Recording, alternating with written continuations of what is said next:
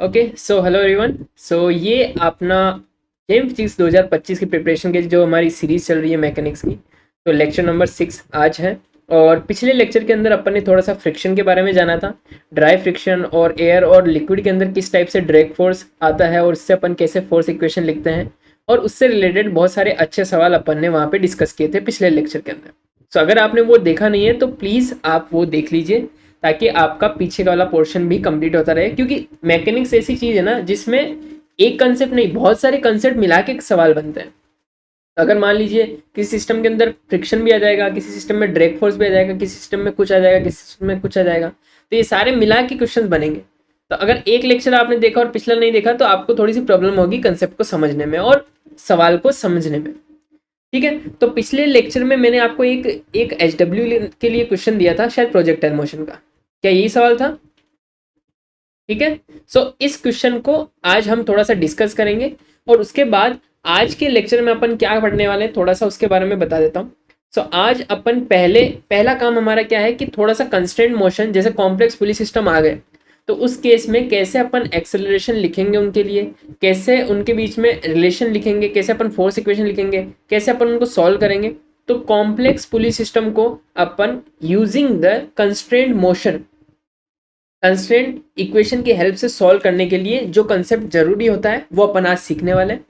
उसके अलावा आज हम सर्कुलर मोशन डायनेमिक्स भी स्टार्ट करने वाले हैं। तो सर्कुलर मोशन के जितने भी सवाल होते हैं वो सारे आज अपन कोशिश करेंगे कि आज के लेक्चर के अंदर कंप्लीट हो जाए, और नेक्स्ट लेक्चर के अंदर अपन स्टार्ट करेंगे सेंटर ऑफ मास। ठीक है। सो पहले एच डब्ल्यू वाला सवाल जो है वो डिस्कस कर लेते हैं। बाकी सवाल, एक और सवाल दिया था वो तो शायद आपसे हो चुका है, तो मैं उसको तो डिस्कस नहीं करना, लेकिन इस वाले को डिस्कस कर लेता हूँ क्योंकि इसका आंसर आया नहीं किसी का। ठीक है, तो देखो इस सवाल को करने का क्या तरीका है। पहला और आखिरी तरीका जो मैं आपको सजेस्ट करूंगा, क्या कि ऐसे सवाल आए तो अपना नजरिया चेंज करो। क्या सर?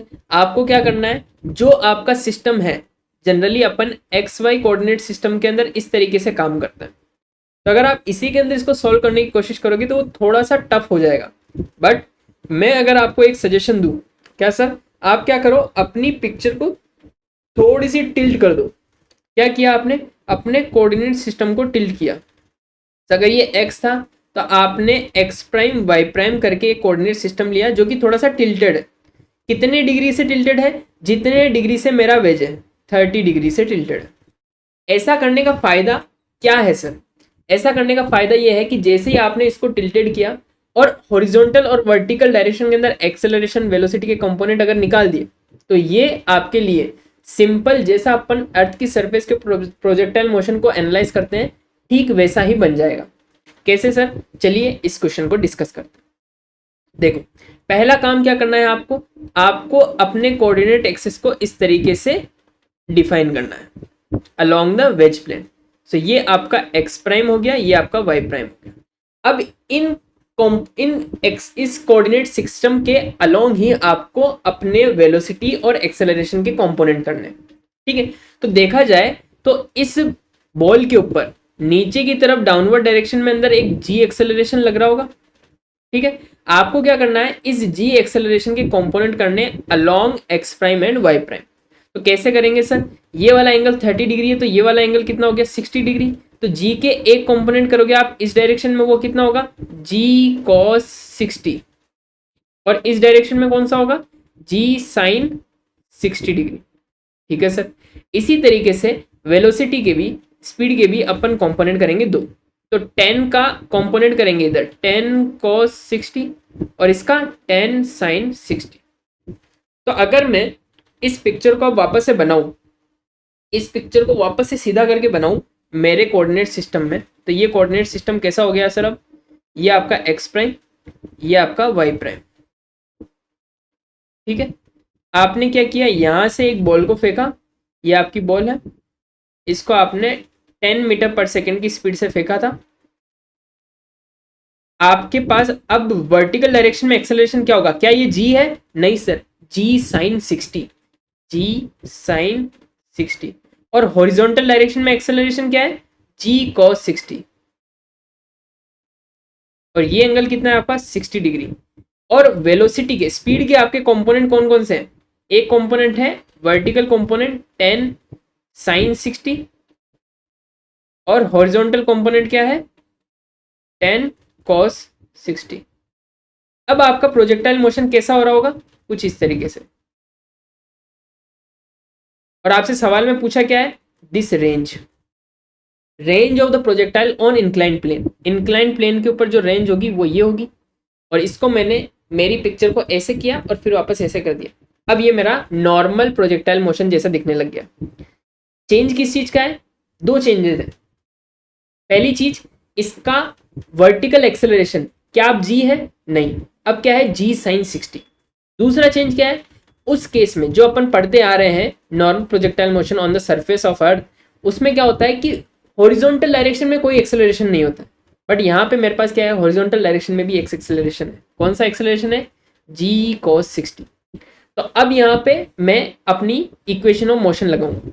कौन कौन सी सर, दो इक्वेशन पढ़ी थी अपन, s x equals to u x t plus half a y t square.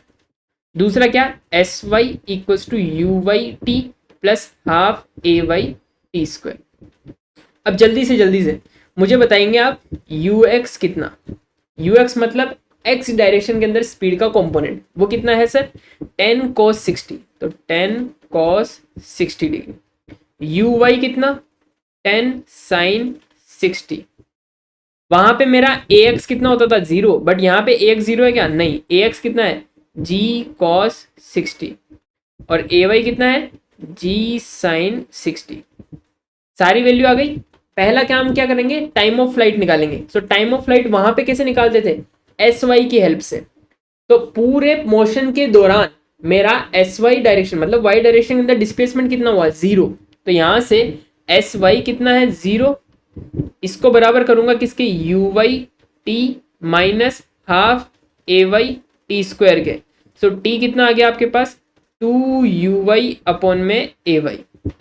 तो 2 यू वाई कितना 10 साइन 60 और ए वाई कितना 10 साइन 60। जी की वैल्यू मैंने क्या ली है 10, क्योंकि क्वेश्चन में दे रखी है जी वैल्यू 10।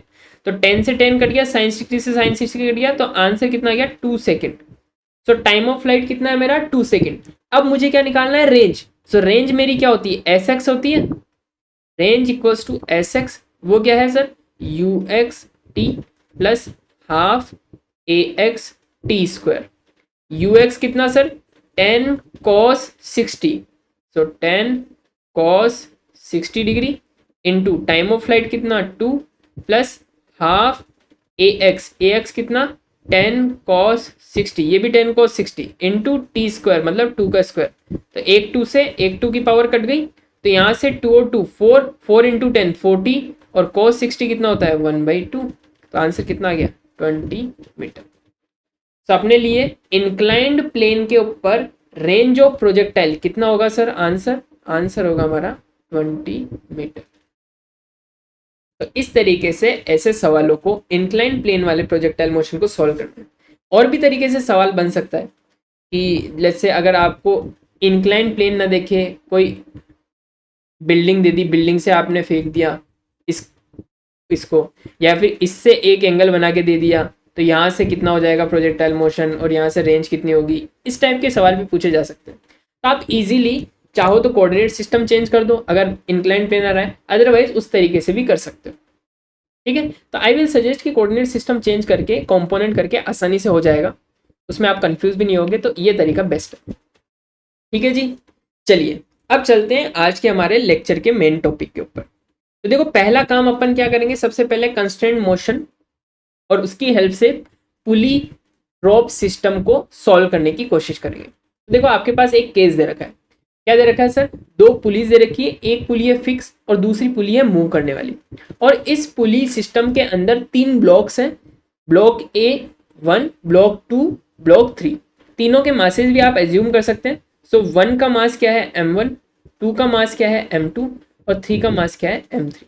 देखिए अब आपसे सवाल कैसा पूछा जाएगा, how are the acceleration of the object related, मतलब ब्लॉक 1, 2, 3 इन तीनों के जो एक्सेलरेशन होगा, क्योंकि आप इसको जैसे छोड़ोगे तो क्या होगा, एक ब्लॉक ऊपर जाएगा, 2-3 ब्लॉक या तो ऊपर भी जा सकते हैं नीचे भी जा सकते हैं, कैसा भी हो सकता है सिस्टम। ठीक है, it depends on the masses of the block. अभी उसके बारे में अपन को चिंता नहीं करना है कि कौन सा ऊपर जाएगा कौन सा नीचे जाएगा। जस्ट एज्यूम कि हाँ ये ब्लॉक ऊपर जा रहा है और ये वाले ब्लॉक नीचे जा रहे हैं। हमें नहीं पता है श्योरिटी के साथ, ये कौन बताएगा श्योरिटी के साथ हमें कि कौन सा ब्लॉक ऊपर जा रहा है कौन सा ब्लॉक नीचे जा रहा है? इनका साइन। ठीक है, तो वो अपने फाइनल आंसर में ऑटोमेटिकली आ जाएगा साइन, और वो साइन करेक्शन अपने को ये सजेस्ट करेगा कि हाँ जो आपने माना है उससे आपको अपोजिट साइन मानना पड़ेगा। ठीक है, तो ये केस समझ में आया किस तरीके से इनको सॉल्व करना है। चलिए फिर शुरू करते हैं। तो देखो पहला काम क्या करना है अपने को, how are the acceleration of the object related. तो देखो यहाँ पे अपनी हेल्प करता है कौन, कंस्ट्रेंट कंडीशन। अच्छा जल्दी से बताइए यहाँ पे कंस्ट्रेंट किस चीज के ऊपर है? कंस्ट्रेंट है आपकी रोप के ऊपर, कि आपकी रोप है इनएक्सटेंसिबल, मतलब आप ना तो इसको खींच सकते हैं और ना ही इसको आप कंप्रेस कर सकते हैं। जो इसकी लेंथ है वो हमेशा फिक्स रहने वाली है। तो मैं इसी कंस्टेंट को एज्यूम करके इसके लिए एक्सेलरेशन में एक रिलेशन निकालने की कोशिश करूंगा। तो वो जरा देखिएगा कैसे सर। पहला काम क्या करना है, आपको एक रेफरेंस पॉइंट मानना है। तो आपने मान लीजिए कि इस पॉइंट को रेफरेंस मान लिया जो कि आपका फिक्स रहने वाला है, तो फिक्स पॉइंट को ही रेफरेंस पॉइंट मानना है। डन, पहला काम हो गया सर, रेफरेंस पॉइंट माना। अब इस रेफरेंस पॉइंट से जो भी ऑब्जेक्ट आपके मूव कर रहे हैं उन ऑब्जेक्ट का डिस्प्लेसमेंट मेजर करना है। तो मैंने क्या किया, पहले इस ऑब्जेक्ट का, ऑब्जेक्ट 1 इसका डिस्प्लेसमेंट इस रेफरेंस पॉइंट से कितना है, लेट्स से y1। इस पुली का डिस्प्लेसमेंट कितना है yp, 2 का कितना है y2 और 3 का कितना है y3। क्या तीनों चीजें लिख दिया? इसके अलावा एक और चीज मैं आपको बता देता हूं इसमें, कि आपने क्या करी, एज्यूम करिए इस पुली की जो रेडियस है वो है r। ठीक है, तो देखो आपके पास यहाँ पे दो रोप है, एक है रोप ए एक है रोप बी। सो रेड वाली को आप मान लीजिए ए और येलो वाली को मान लीजिए आप बी। तो पहला काम क्या है, कंस्ट्रेंट क्या है सर, कंस्ट्रेंट है कि रोप की लेंथ जो है वो फिक्स रहने वाली है। इसका मतलब क्या है, अगर मैं लेंथ ऑफ रोप मान लीजिए एल ए मानूं, तो क्या मुझे आप एल ए बता सकते हो सर मेजर करके? बिल्कुल बता देंगे। कैसे सर, इस पॉइंट से चला मैं ऊपर की तरफ, कितनी लेंथ आई y1। अब ये रोप ऊपर से कवर होती जा रही है किसके ऊपर, पुली के ऊपर। तो कितना है, अगर ये लेंथ r है तो यहां से यहां तक का r कितना, पाई r, क्योंकि टोटल सर्कल का कितना होता है 2 पाई r। यहाँ पे कितना है, हाफ सर्कल, तो कितना हो जाएगा पाई r। फिर यहां से यहां तक की लेंथ वो कितनी है sir, yp plus yp। Equation number, ये आपकी पहली कंस्टेंट इक्वेशन। दूसरी रोप के लिए, तो यहां से यहां तक 2 से इस पॉइंट तक गया तो कितनी हो जाएगी, y2 minus yp। So length of b कितनी हो जाएगी sir, y2,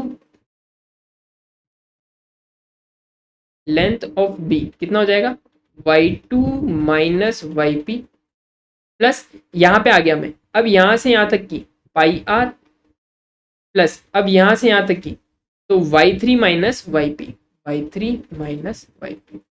this is your equation number 2। अब क्या आता है, अब आता है मेन पार्ट। क्या सर, मेन पार्ट ये है कि अब आपको क्या करना है, एक्सेलरेशन की इक्वेशन निकालनी है। तो आपको पता है कि अगर मैं y का 2 बार डेरिवेटिव करूंगा तो क्या आएगा, टाइम के रेस्पेक्ट में d2y by d t square. तो अगर y डिस्प्लेसमेंट है तो इसका double derivative with respect to time कितना देगा, क्या देगा अपने को, एक्सेलरेशन देगा। तो मैंने क्या किया, इस पहली वाली इक्वेशन का 2 बार डेरिवेटिव किया with respect to what, with respect to time. तो एल ए जो कि फिक्स लेंथ है, क्या ये टाइम के साथ वेरी कर रही है, नहीं। तो इसका सेकंड डेरिवेटिव, इसका फर्स्ट डेरिवेटिव, इवन इसका फर्स्ट डेरिवेटिव भी क्या होगा, 0। तो सेकंड डेरिवेटिव 0 होना ही है, तो ये तो हो गया 0। y1 so d2y1 by d t square plus, क्या पुली की रेडियस चेंज हो रही है, नहीं सर। तो यहाँ पे इसका सेकंड डेरिवेटिव कितना होगा, 0 प्लस yp, क्या पुली मूव कर रही है, हाँ। तो टाइम के साथ इसका डिस्प्लेसमेंट चेंज होगा, तो इसके लिए भी मैं क्या करूंगा, 2 बार डेरिवेटिव करूंगा d2yp by d t square. ठीक है, क्या मैं इसको a1 लिख सकता हूँ, तो ये मेरा a1, ये कितना अपना ap, और ये बराबर किसके हैं, 0 के। So this is our equation 1 star. ठीक है, इसी तरीके का काम अपन को नीचे वाले में भी करना है। क्या सर, ये सेकंड डेरिवेटिव 0, yp का क्या होगा, a2, yp 2yp मतलब 2ap प्लस 0 प्लस a3। तो यहाँ से AP की वैल्यू कितनी आई, AP मतलब एक्सेलरेशन ऑफ पुली, कितना निकल के आया, A2 plus A3 divided by 2। तो एक रिलेशन आपका ये आ गया और एक रिलेशन आपका ऊपर दे रखा है, इसको मैं क्या लिखूंगा, A1 बराबर माइनस का AP। देखो ये आप जनरली आंखों से देख के भी बता सकते हो, इतनी गणित करने की जरूरत नहीं है। कैसे बताओगे, इवन ये वाला तो बता ही सकते हो। कैसे सर, देखिएगा, आपने 1 वाले ब्लॉक को अगर x डिस्टेंस ऊपर सरकाया तो ये जो लेंथ है, ये जो रोप की लेंथ है वो x डिस्टेंस इस डायरेक्शन में सरकेगी नीचे। तो यहां से आपने इसको ऊपर किया, यहां से ये नीचे आएगी, तो जितना इसको ऊपर करूंगा उतना ये नीचे आएगा। तो जितना एक्सेलरेशन 1 ब्लॉक का होगा, क्या उतना ही एक्सेलरेशन इस पुली वाले सिस्टम का होगा। बस इसलिए मेरे पास जो ये वाली कंडीशन आई है, कंस्टेंट मोशन की कंडीशन आई है कि A1 बराबर माइनस का AP। ये माइनस का साइन क्या बताता है कि अगर ब्लॉक 1 ऊपर जा रहा है तो पुली नीचे जानी चाहिए, इसलिए माइनस का साइन आया। ठीक है, तो ये वाला तो आप डायरेक्टली देख के भी बता सकते हो, इसके लिए आपको इक्वेशन लिखने की जरूरत नहीं है, बट बाकी के लिए आपको लिखनी पड़ेगी। इवन ये तो बहुत सिंपल केस है, अगर इसमें 3-4 पुली और जोड़ दूंगा मैं तब ये बहुत कॉम्प्लिकेटेड हो जाएगा। तो उस केस में आपको इसी तरीके से कंस्टेंट इक्वेशन लिख के डबल डेरिवेटिव करके और फिर सॉल्व करना पड़ेगा। ठीक है, तो पहला जॉब हमारा क्या था, पहला जॉब था how are the acceleration of objects related. Objects बोला है ना कि पुली, सो ऑब्जेक्ट में तो आपके पास कौन है, 1 2 3। सो 1 2 3 वाले एक्सेलरेशन कैसे रिलेटेड है ये बताना है। तो दो इक्वेशन है, तो यहाँ से AP की वैल्यू यहाँ पे पुट करिए आपने। So minus A1 equals to A2 plus A3 divided by 2। तो यहाँ से आपके पास 2A1 plus A2 plus A3 बराबर किसके आ गया, 0 के। So this is the relation between three objects acceleration। ठीक है सर, डन। आगे आपसे पूछा है draw force diagram in each moving object. Her moving object के लिए आपको फोर्स डायग्राम बनाना है। तो देखो अपन क्या एज्यूम कर रहे हैं, अभी मेरे को एक्सेलरेशन की डायरेक्शन से मतलब नहीं है, मुझे पहले उनकी वैल्यू निकालनी है। लेट्स से सारे ऑब्जेक्ट एक ही डायरेक्शन में मूव कर रहे हैं फॉर सिंप्लिसिटी। ठीक है, तो अगर ये भी A1 है, ये भी A2 है और ये अपना A3 है और ये अपना एक्सेलरेशन ऑफ पुली है, सारे एक ही डायरेक्शन में मूव कर रहे हैं, जो कि देखने से लगता नहीं है कि सर ऐसा अगर होगा तो ये तो रोप टूट जानी चाहिए, बट ऐसा नहीं है। अभी फिलहाल के लिए आप एज्यूम करो कि सब एक ही डायरेक्शन में मूव कर रहे हैं फॉर सिंप्लिसिटी। ठीक है, अब इन सब के लिए अपन फोर्स डायग्राम बनाएंगे। तो देखो फोर्स डायग्राम में लिखने के लिए मैं क्या करूंगा, लेट्स से ये वाला ब्लॉक A1 एक्सेलरेशन से नीचे आ रहा है, तो इस रोप के अंदर क्या होगा, टेंशन होगा TA, नीचे क्या लग रहा होगा M1G, यहां पे क्या होगा TA, क्योंकि रोप सेम है तो टेंशन भी सेम ही रहेगा। रोप चेंज हुई TB, रोप चेंज हुई TB, यहां पे कितना TB, यहां पे भी कितना TB, नीचे कितना लग रहा है M2G, एक्सेलरेशन कितना A2, नीचे कितना लग रहा है M3G, एक्सेलरेशन कितना A3। तो फोर्स डायग्राम बन गया। अब फोर्स इक्वेशन भी लिख देते हैं लगे हाथ। तो देखो पहले वाले ब्लॉक के लिए अगर आप लिखोगे तो क्या आएगा, M1G minus TA equals to M1A1, equation number 1। फिर चलते हैं इस पुली के पास। सो पुली क्योंकि मासलेस है तो जितना फोर्स ऊपर लग रहा है उतना ही फोर्स नीचे लग रहा होगा। या फिर इसको इस तरीके से समझाता हूं कि आप क्या करो, इसको मासलेस मत मानो अभी के लिए। तो क्या होगा, नीचे की तरफ अगर ये पुली मूव कर रही है AP, तो फोर्स इक्वेशन क्या लिखेंगे, TB 2TB माइनस TA बराबर mass of pulley into acceleration of pulley. क्योंकि हम जनरली क्या मानते हैं कि पुली का जो मास है वो नेग्लेक्जेबल है, मतलब कितना, 0 है। सो मास ऑफ पुली लगभग 0। तो यहां से मेरे पास TA बराबर किसके आ गया, 2TB के बराबर आ गया। यह आपकी इक्वेशन नंबर 2 हो गई। ठीक है, तीसरा ब्लॉक वाले सेकंड ब्लॉक को देखते हैं। तो यहाँ पे क्या लिखूंगा मैं, M2G minus TB equals to M2A2, this is your equation number 3। इसके लिए क्या लिखूंगा, M3G minus TB equals to M3A3, ये आपकी इक्वेशन नंबर हो गई 4। 4 इक्वेशन हो गई। इसके अलावा एक और आपके पास कंस्टेंट इक्वेशन और है, तो इनकी हेल्प से अब अपन क्या करेंगे, अगले वाले सवाल का जवाब देंगे। अगला वाला सवाल क्या है, solve for the acceleration of object and tension in the each rope. तो हर रोप के अंदर आपको टेंशन भी बताना है और हर ब्लॉक का एक्सेलरेशन भी बताना है। तो क्या करेंगे सर, कैसे सॉल्व करेंगे? तो आपको इसकी हेल्प लेनी है और ये जो 4 इक्वेशन आई है आपके पास, इनकी हेल्प लेनी है और इसको सॉल्व करना है।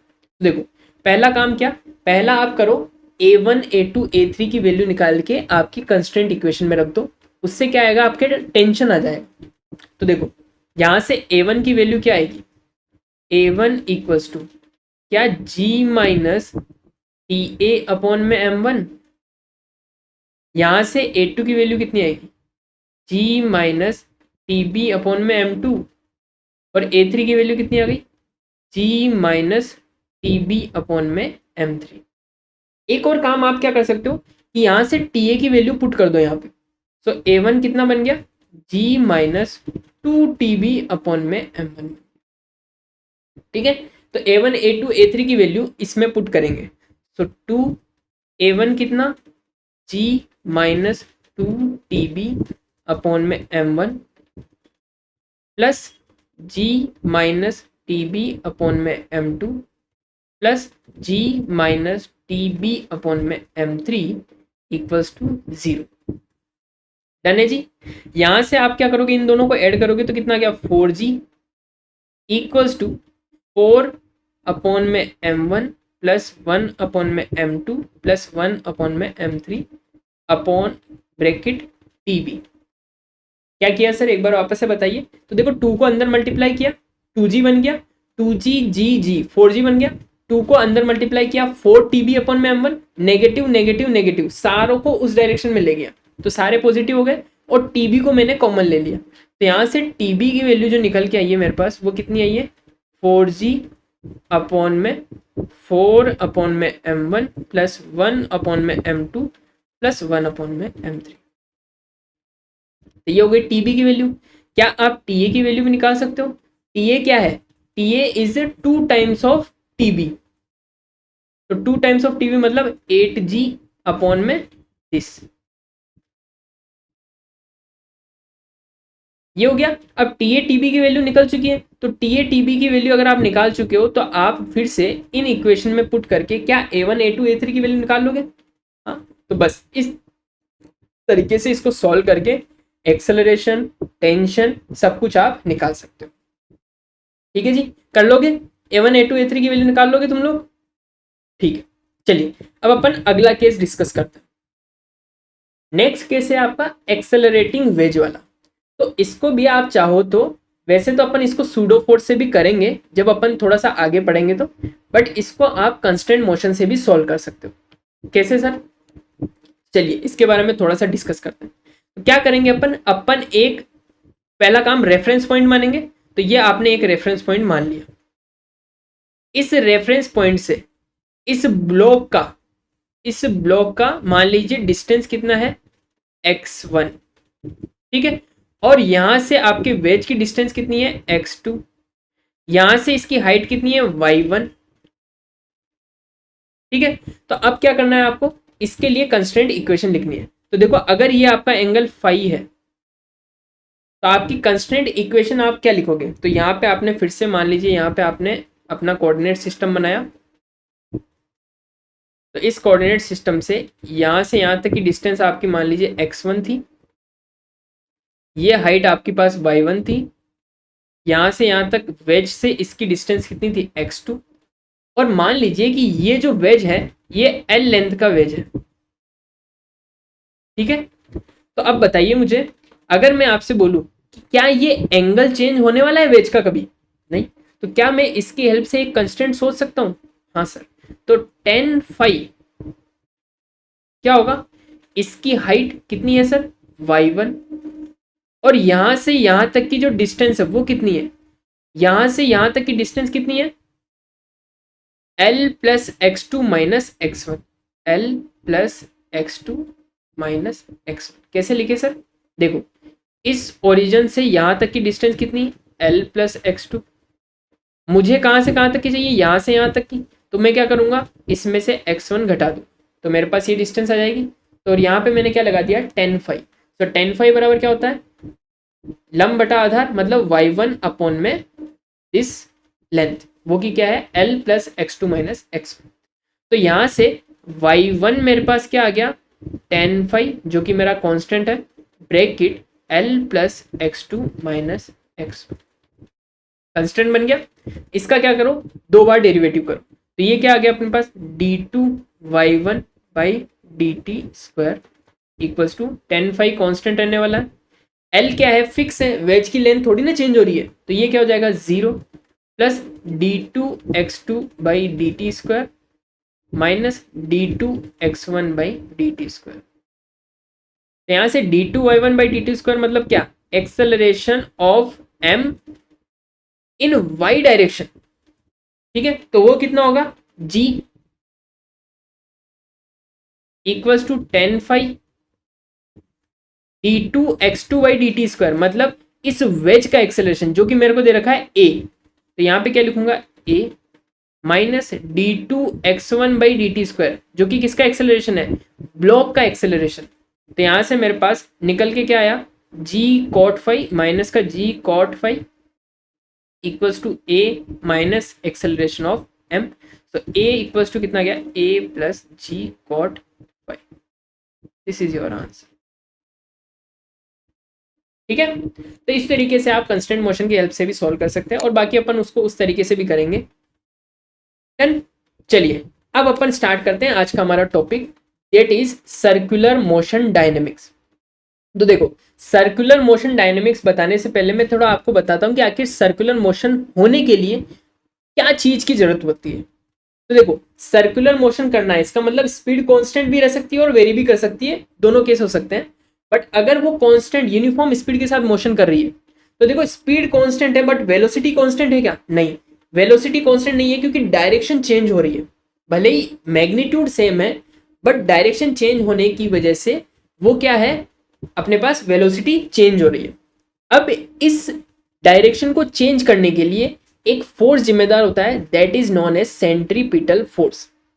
सो centripetal acceleration is a necessary required to observe any circular motion. किसी भी सर्कुलर मोशन को कराने के लिए एक फोर्स की जरूरत होती है, that is known as a centripetal acceleration force. ठीक है, and this force is along the centre of place, क्योंकि सेंटर की डायरेक्शन में होगा तभी तो क्या होगा, ये इसके मैग्नीट्यूड में ना चेंज करते हुए सिर्फ इसकी डायरेक्शन में चेंज करेगा। ठीक है, सो ये हो गई अपने सेंट्रीपिटल फोर्स के बारे में बात। फॉर्मूला क्या होता है sir, f centripetal is m v square upon में आर।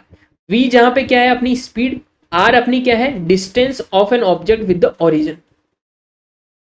ठीक है, सो ये आर डिस्टेंस है, ये वी इसकी स्पीड है, और अगर आप चाहो तो इसको एंगुलर वेलोसिटी वाले फॉर्मेट में भी लिख सकते हो।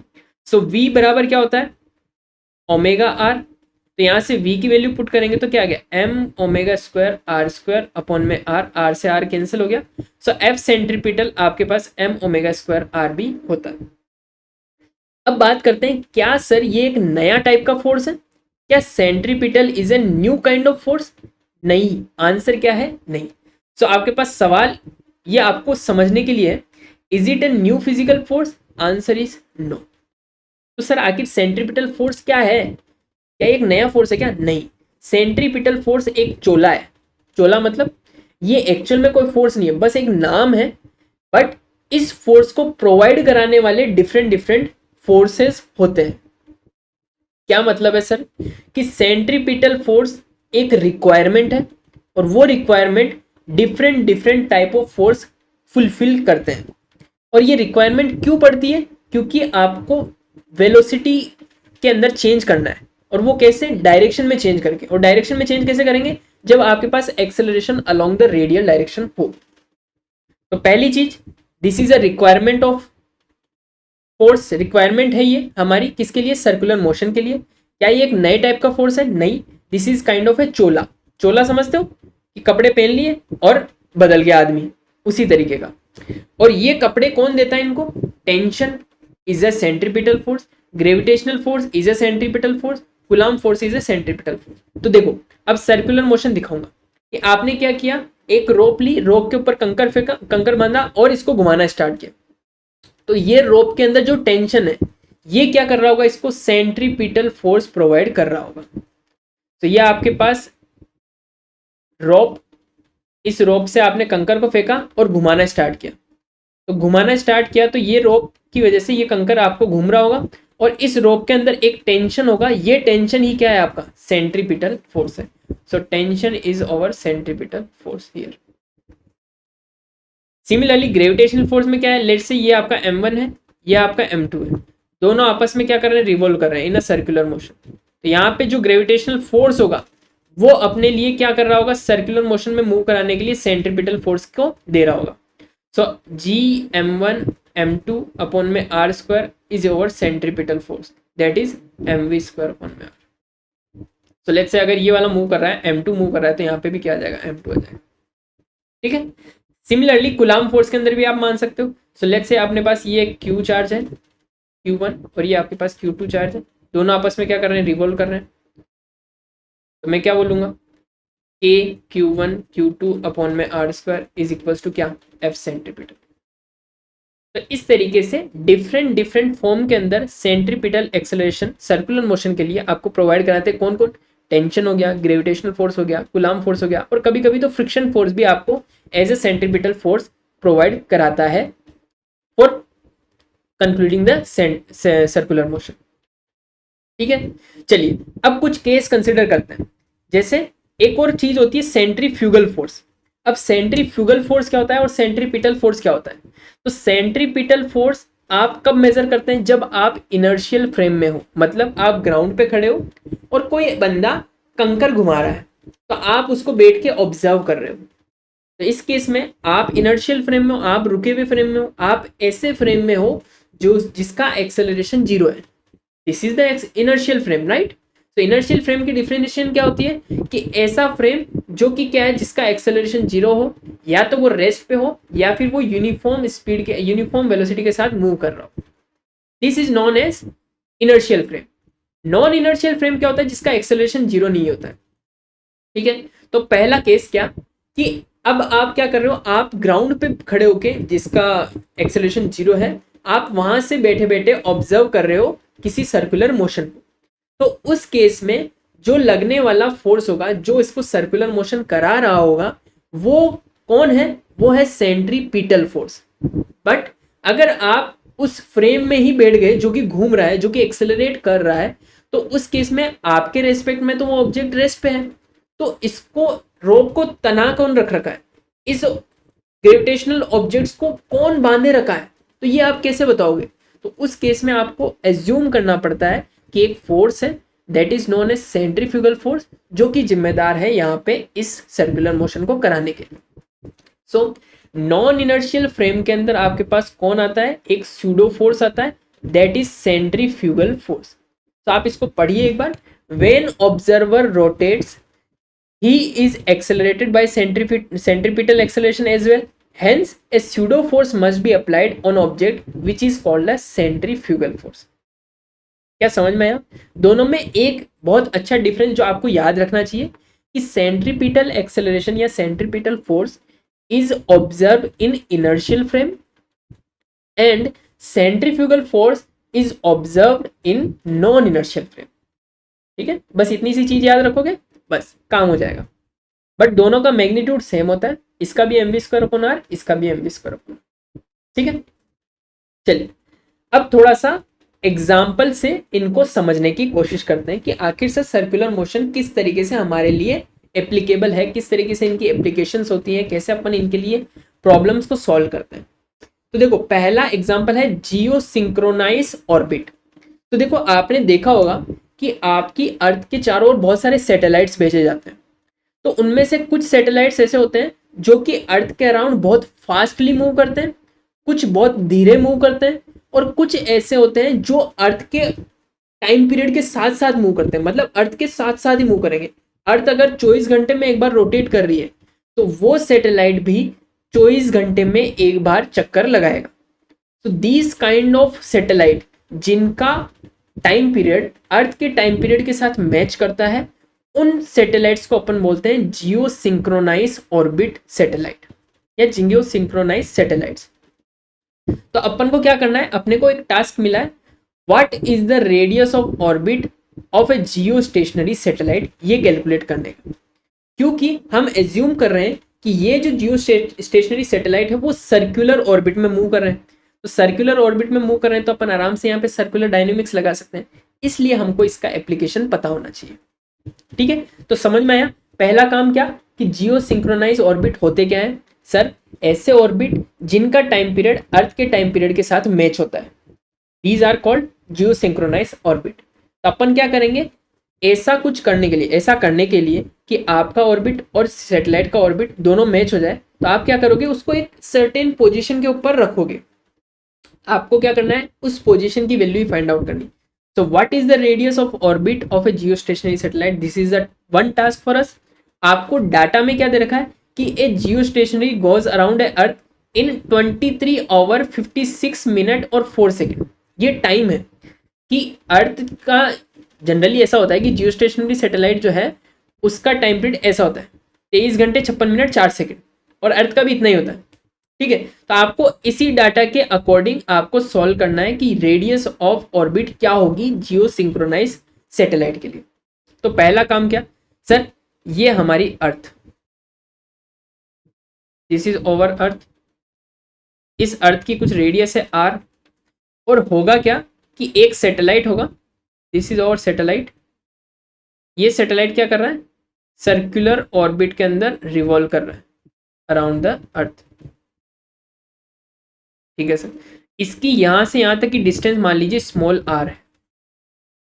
तो होगा क्या, क्योंकि ये सर्कुलर ऑर्बिट के अंदर मूव कर रहा है, तो सर्कुलर ऑर्बिट के अंदर मूव कराने के लिए जिम्मेदार और रिक्वायर्ड फोर्स क्या होता है, centripetal force.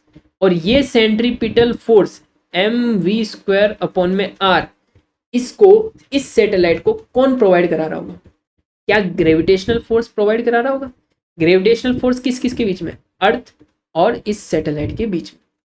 So let's say upon equation क्या लिखेंगे, mv² upon r, this is the requirement of a circular motion, और इस रिक्वायरमेंट को फुलफिल कौन कर रहा है, gravitational force, is equal to G m1 m2 upon में r²। तो यहां से m1 मतलब मैं सैटेलाइट का मास मान लेता हूँ m1, और m2 मतलब अर्थ का मास मान लेता हूँ m2।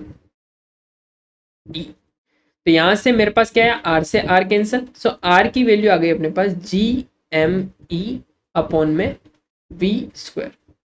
ठीक है, दूसरी चीज, मुझे पता है कि अगर ये जियो सिंक्रोनाइज है, तो अगर ये रोटेट कर रहा है टी टाइम पीरियड से, तो ये भी रोटेट करेगा टी टाइम पीरियड से। तो अगर ओमेगा बराबर मैं लिखता हूँ 2 पाई अपॉन में टी, तो जो ओमेगा की वैल्यू इसके लिए होगी अर्थ के लिए, क्या वही ओमेगा की वैल्यू इसके लिए भी होगी, सैटेलाइट के लिए भी। हाँ सर, तो ओमेगा की वैल्यू लिखने के लिए मेरे को v बराबर ओमेगा आर का रिलेशन आना चाहिए, v equals to omega r. तो यहां से मैं v की वैल्यू पुट करूंगा तो वो कितना आएगा, g of mass of e, और v की वैल्यू कितनी आई, ओमेगा² r²। सो r की वैल्यू उधर भेज दिया, r³ GME अपॉन में ओमेगा²। तो यहां से ओमेगा की वैल्यू वापस से पुट करूंगा, GME अपॉन में 4π² t²। तो फाइनल अपने पास क्या निकल के आया, r³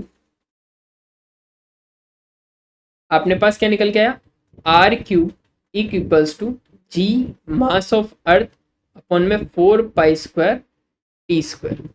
तो देखो यहां से एक केपलर का लॉ भी आता है, सेकंड लॉ, क्या सर, कि radius of motion r is proportional to t की पावर 2/3।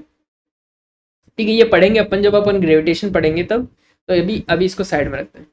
ठीक है, फिलहाल अपने पास ये रिलेशन आया, मुझे चाहिए स्मॉल r की वैल्यू। सो मैं क्या करूंगा, इन सब वैल्यूज को पुट करूंगा यहाँ पे और अपनी स्मॉल r की वैल्यू निकालूंगा। तो देखो आपका काम है g की वैल्यू पुट करना, g की वैल्यू आपको दे रखी है, नहीं अपन को लिखनी पड़ेगी, तो आप इसकी g की वैल्यू पुट करना। मास ऑफ अर्थ आपको दे रखा है, मास ऑफ अर्थ कितना रहेगा, 5.98 इंटू 10⁻24, 5.98 इंटू 10⁻24। और टाइम पीरियड आपके पास निकाल लिया, आपके पास कितना दे रखा है, 23 आवर्स 56 मिनट और 4 सेकेंड। इन सबको आप सेकेंड में कन्वर्ट करोगे तो आपके पास आएगा 86,164 सेकेंड। इसका स्क्वायर नीचे 4π², और इसका क्या करना है आपको, क्यूब रूट। तो जब आप इन सबको कैलकुलेट करोगे सो आपके पास आर की वैल्यू निकल के आएगी 6.62 रेडियस ऑफ अर्थ। इसका मतलब अगर आपको जियो सिंक्रोनाइज सैटेलाइट लॉन्च करना है, लेट्स से आपको इसरो के अंदर भेज दिया, तो अगर आपको जियो सिंक्रोनाइज सैटेलाइट लॉन्च करना है तो आपको ये पता होना चाहिए कि आखिर इसको कितनी डिस्टेंस के ऊपर रखूं जिससे ये सिंक्रोनाइज हो सके।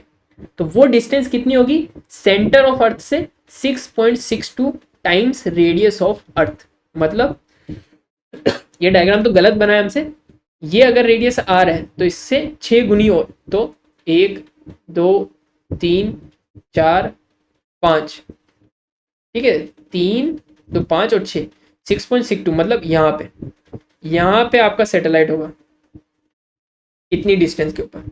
ये रहा आपका सैटेलाइट। तो समझ में आई बात, जियो सिंक्रोनाइज ऑर्बिट के अंदर कैसे अपन रेडियस मेजर करते हैं। सिंपल सा काम है, अगर सर्कुलर मोशन है तो सर्कुलर मोशन के अंदर रिक्वायर्ड सेंट्रीपिटल फोर्स जो प्रोवाइड करा रहा है उन दोनों को इक्वेट करो, सॉल्व करो, वैल्यूज पुट करो और आंसर निकालो। डन। चलिए नेक्स्ट सिनेरियो समझते हैं। एक और केस हो सकता है आपके पास रोटेटिंग ऑब्जेक्ट्स वाला। तो क्या है केस कि आपने दो ऑब्जेक्ट लिए, एक ऑब्जेक्ट 1 ऑब्जेक्ट 2, दोनों को एक रोप से बांध दिया और इनको घुमाए, सेम जैसे कंकर वाला केस है, बट कंकर के अंदर तो एक ही कंकर है। अब आपने एक कंकर के पास एक और कंकर को बांध दिया और अब इसको घुमाया जा रहा है। तो आपसे सवाल क्या पूछा जा सकता है, what is the tension in the string A. String ए के अंदर टेंशन कितना होगा और दूसरा स्ट्रिंग बी के अंदर टेंशन कितना होगा। तो अभी फॉर द सिंप्लिसिटी अपन क्या एज्यूम कर रहे हैं कि पहला काम कि स्ट्रिंग का मास एकदम जीरो है, इग्नोर करना है। दूसरा ग्रेविटेशनल फोर्स को इग्नोर करना है, मतलब नीचे की तरफ कोई भी ग्रेविटेशनल फोर्स अपन को इसमें अप्लाई नहीं करना है। तो सिंपल सा केस एज्यूम कर रहे हैं और इस केस के लिए अपन दोनों स्ट्रिंग में टेंशन निकालने की कोशिश करेंगे। ठीक है सर, पहली चीज मार्क करने वाली, हो रहा क्या है, सर्कुलर मोशन।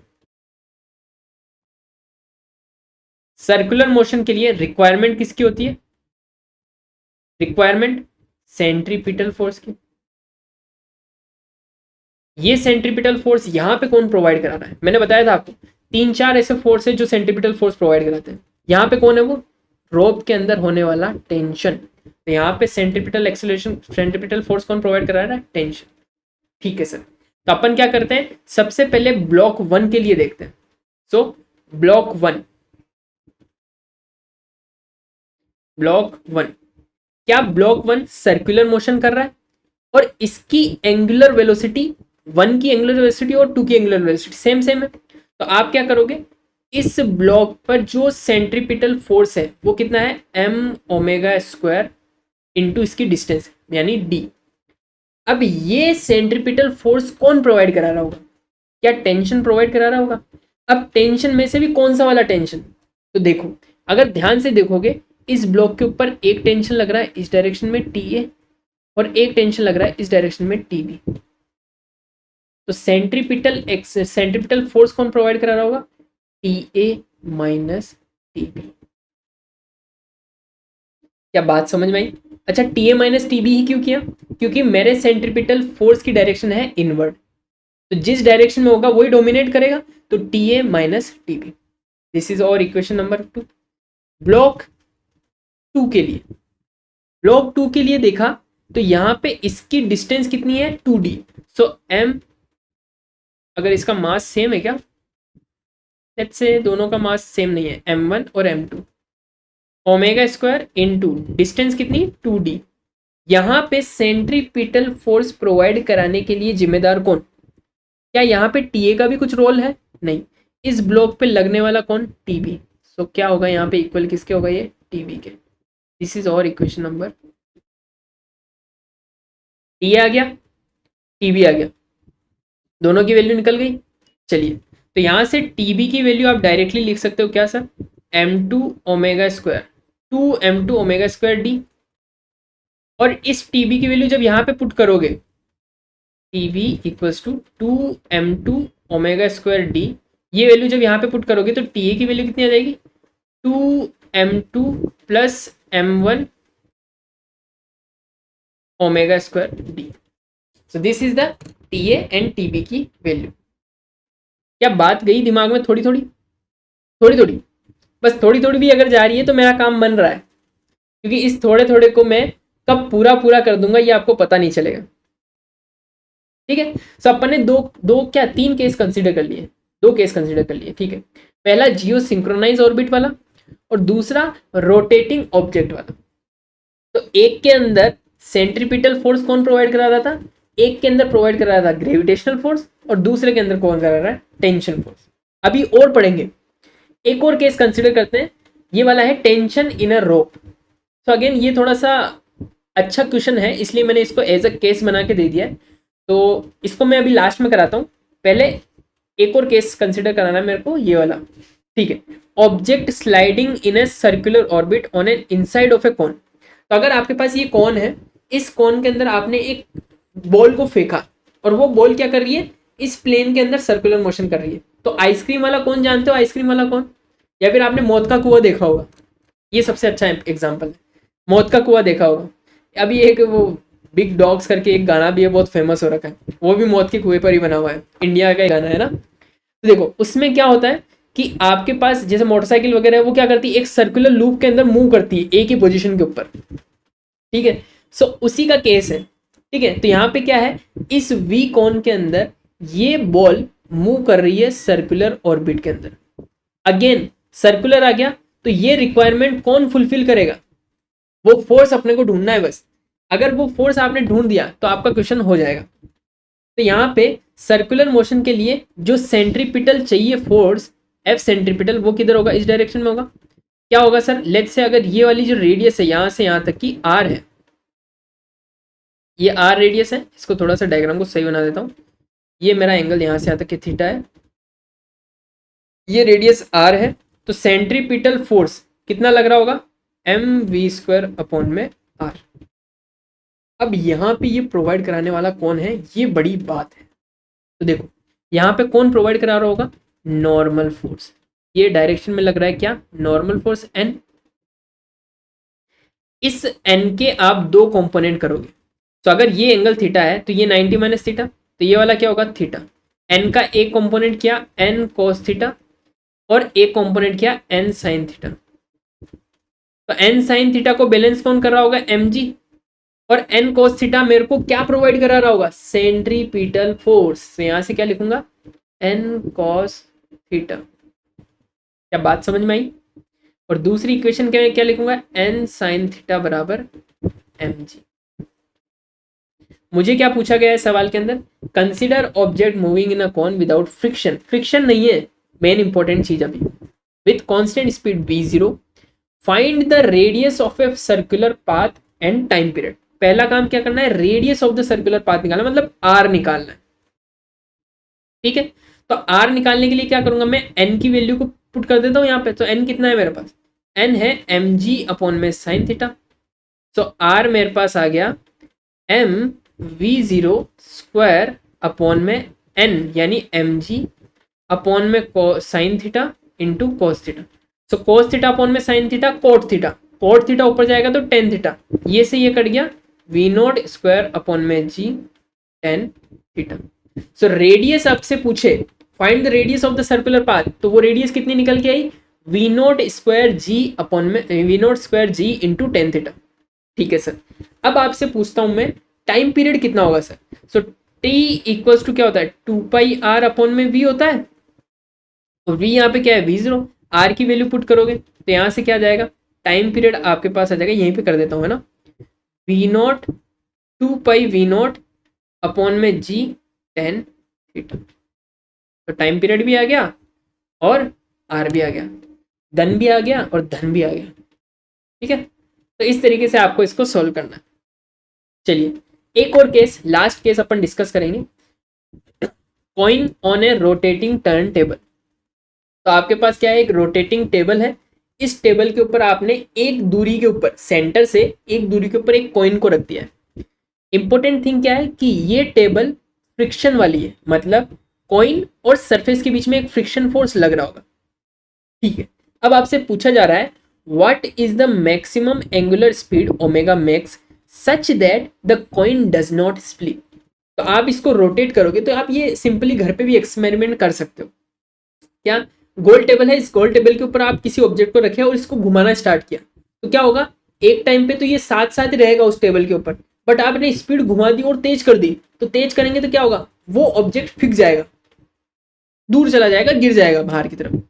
तो आपसे सवाल पूछा गया कि आपको वो मैक्सिमम एंगुलर स्पीड बतानी है जहां तक मैं इसको घुमाऊं ताकि मेरा कॉइन स्लिप ना करे। तो मैक्सिमम स्पीड तक घुमाना है और आपका ऑब्जेक्ट को स्लिप नहीं होने देना है। तो क्या होगा सर, अगेन ये क्या कर रहा होगा, सर्कुलर मोशन कर रहा होगा। सर्कुलर मोशन कर रहा है तो कौन जिम्मेदार, कौन सी एक रिक्वायरमेंट है, सेंट्रीपिटल फोर्स की रिक्वायरमेंट। तो यहाँ पे इस ऑब्जेक्ट के ऊपर सेंट्रीपिटल फोर्स लग रहा होगा अंदर, mv²/r। अब ये सेंट्रीपिटल फोर्स इसको कौन प्रोवाइड करा रहा हो, ये आपको देखना है। तो देखो, क्योंकि अगर आप इसको घुमाओगे तो क्या होगा, इस कॉइन की जाने की टेंडेंसी किधर, बाहर। लेकिन फ्रिक्शन क्या करेगा, नहीं तू बाहर नहीं जा सकता, मैं तुझे यहीं रोक के रखूंगा, तो अंदर की तरफ फ्रिक्शन लगेगा या नहीं लगेगा। और ये फ्रिक्शन फोर्स ही यहाँ पे अपने सेंट्रीपिटल फोर्स को प्रोवाइड करा रहा होगा। तो यहाँ से इक्वेशन क्या लिखूंगा, mv²/r is equals to f friction, f static friction आप लिख सकते हैं। और एफ स्टैटिक फ्रिक्शन मैंने आपको पढ़ाया था, क्या होता है, म्यू इंटू एन, और एन क्या है अपना, एम जी। सो यहाँ से ये कितना आ गया, म्यू एम जी। और मैक्सिमम वैल्यू भी क्या हो सकती है इसकी, म्यू एम जी। तो यहाँ से मेरा वी मैक्सिमम, क्योंकि मेरे को एंगुलर स्पीड पूछी है तो मैं दूसरा वाला फॉर्मूला यूज करूंगा, m⍵²r इक्वल किसके, म्यू एम जी के। m से m कैंसिल, ओमेगा की वैल्यू कितनी आ गई, g/r, म्यू g/r का स्क्वायर। बस दैट्स इट, आंसर, आसान सा। बस कंसेप्ट आपको पता होना चाहिए, सेंट्रीपिटल फोर्स सर्कुलर मोशन के लिए रिक्वायरमेंट है, और ये रिक्वायरमेंट यहाँ पे कौन फुलफिल कर रहा है, फ्रिक्शन फोर्स। बस दैट्स इट। जो मैं लाइन बाय लाइन बोल रहा हूँ ना, ये अगर आप दिमाग से समझ गए और उतार लिए अंदर तो आपके बल्ले बल्ले हो जाएंगे। ठीक है, so what is the maximum angular speed, mu g/r का स्क्वायर रूट। डन है। चलिए अब थोड़ा सा प्रॉब्लम प्रैक्टिस के ऊपर चलते हैं। सो आज के लिए तो सिर्फ टॉपिक ही पढ़ाना था, नेक्स्ट लेक्चर के अंदर अपन प्रॉब्लम प्रैक्टिस करेंगे। ठीक है, सो इसके जस्ट बाद ही एक और लेक्चर में अपलोड करूंगा जिसके अंदर अपन प्रॉब्लम प्रैक्टिस करने वाले हैं, यहां से स्टार्ट करेंगे। ठीक है, सो अभी आप इसको देख लीजिए और थोड़ा सा जो मैंने अभी केसेस बताए हैं उनको वापस से रिवाइज करके समझिएगा, क्योंकि उन्हीं केसेस के ऊपर सारे क्वेश्चन बिल्डअप होंगे। अभी मैं बताऊंगा आपको अगले सेशन के अंदर जो कलेक्शन ऑफ क्वेश्चन है, मेरे पास बहुत सारे क्वेश्चन है, तो वो सारे क्वेश्चन अपन डिस्कस करेंगे सर्कुलर मोशन के। तो सारे क्वेश्चन आप देखोगे कि कैसे कैसे वो सब रिलेट कर रहे हैं। ये 4-5 केस जो अपन ने पढ़े हैं उन्हीं के ऊपर बेसिस के ऊपर सारे सवाल बनेंगे। ठीक है, तो मिलते हैं आपसे नेक्स्ट सेशन के अंदर। Thank you so much. अगर आपको सेशन अच्छा लगा तो आप वीडियो को लाइक कर सकते हैं। अगर आपको असाइनमेंट, जैसे ऐसा है कि असाइनमेंट के लिए हमने एक टेलीग्राम ग्रुप भी बना रखा है, तो आप उस टेलीग्राम ग्रुप को भी ज्वाइन कर सकते हैं। बाकी मिलते हैं आपसे नेक्स्ट सेशन के अंदर। Thank you so much, bye.